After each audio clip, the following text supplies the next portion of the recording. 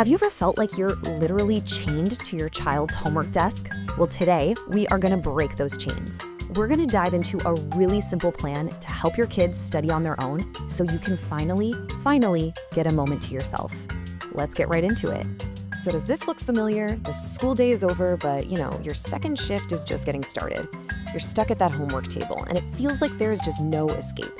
If this is you, I promise you, you are in the right place and you are definitely not alone.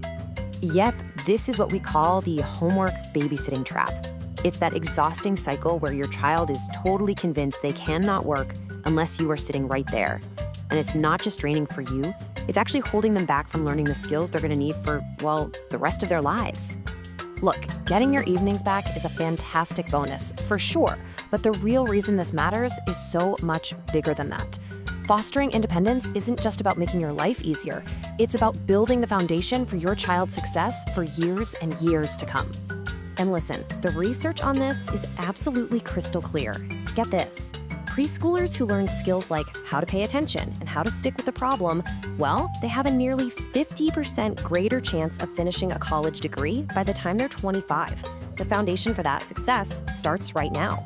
So when we teach our kids how to work on their own, we're giving them so much more than just good study habits. We're handing them the tools to build real confidence, the skills to solve problems, and that spark of curiosity and self-motivation that's going to set them up for college and whatever career they choose. Okay, so how do we actually do this? I know it can feel like this huge, overwhelming mountain to climb, but I promise you it's not.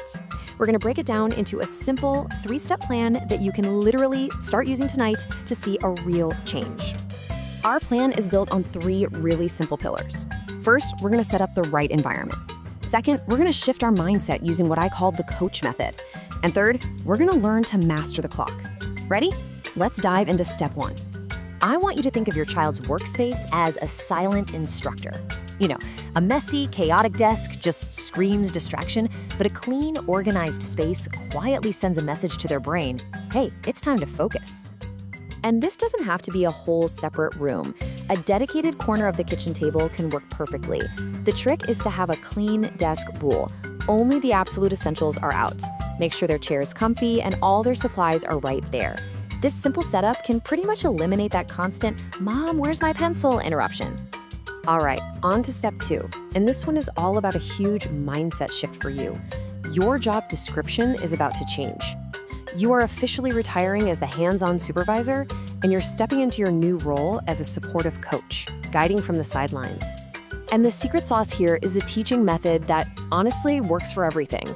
Just think about how you teach your kid to ride a bike. You don't just shove them down the driveway and hope for the best, right? Of course not. You start by holding on, then you run alongside them, and then eventually you let go. It's the exact same idea, and it's called the gradual release of responsibility. So here's what that looks like with homework. First, it's I do, you watch. You solve a math problem while you think out loud. Then you move to we do. You tackle the next problem together as a team. And finally, you get to the goal, you do. They try it on their own, and you're just nearby for a little backup if they get truly stuck. And our final step is all about mastering the clock.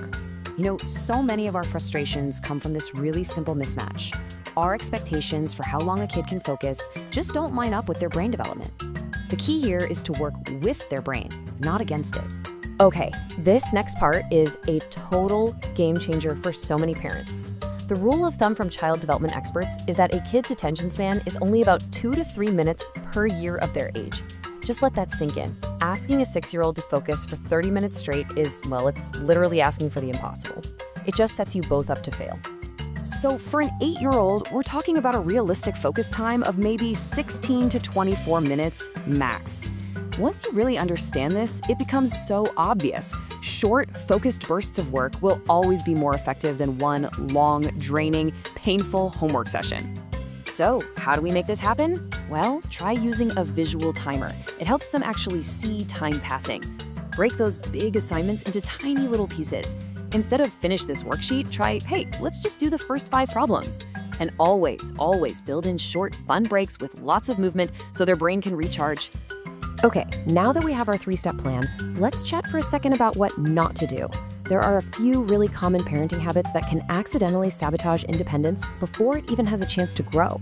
And avoiding these is just as important as everything else we've talked about. Here is a really crucial shift. Praise the process, not the person. So instead of saying you're so smart, try saying, wow, I love how you didn't give up on that tough problem. This teaches them that effort is what matters most. And instead of just giving them the answer when they're stuck, try asking a question like, what's a strategy we could try here? Okay, let's tackle the question that I know every single parent is thinking right now. What happens when you've done everything right, but your child still digs their heels in and says, I can't do it unless you sit with me? The solution here is a really calm but powerful tool called the time exchange. You explain that your time is a shared family resource. Frame it just like this. If I spend 20 minutes sitting with you for work you can do yourself, that's 20 minutes I don't have for my own tasks. So you'll need to help me make up that time later by helping with a chore. See, it's not a punishment, it's just a simple, logical consequence. As you start to put all these ideas into practice, you're going to feel a shift. The whole homework dynamic is going to change from something that's full of stress and conflict to something that feels more like teamwork and support. It's a journey, for sure, but the destination is a much more peaceful and productive home for everyone. And this is the goal, isn't it? A home where learning happens calmly and confidently. You can actually focus on what you need to do, and your child can focus on their work because you've given them the tools to succeed all by themselves. So let's just remember that core idea. Your role is shifting.